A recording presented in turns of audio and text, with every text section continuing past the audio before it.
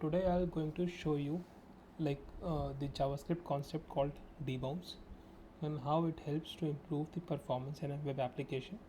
So I have a simple example here where we have couple of form fields, and if you start typing on any of the form field, so it will generate a lot of lags. So I'm trying to type multiple A's and it is showing at a very after a very long time. So this is generates a lot of lag experience. And what happens behind the screen, there is a very expensive operation that is running, which is creating java which is blocking the execution time of JavaScript, and that's why the experience is not that smooth. So with the help of debouncing, actually we can improve this experience so that user is not able to see this laggy experience. So how we can improve that experience is that we need to add a function which can like lazily, which can delay this operation and only perform the operation after users complete the typing. That we can put some time of wait. So I'll just quickly add that function and show you how it will improve the performance. So let me add that function again.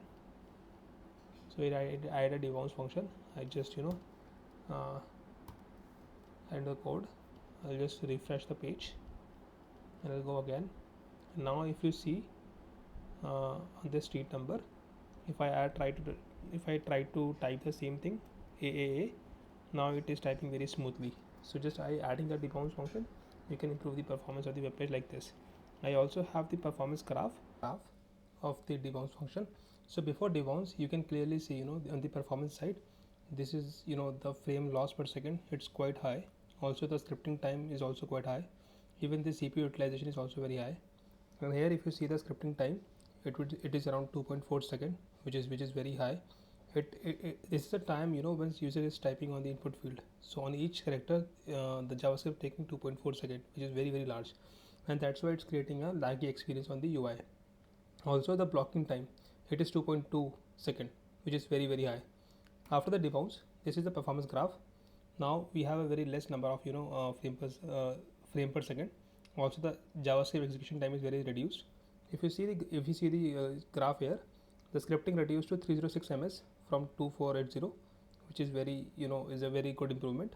Also the blocking time, it is not 235 ms, where earlier we have 2281 ms, which is very low. Also CPU has more idle time now compared to the previous one.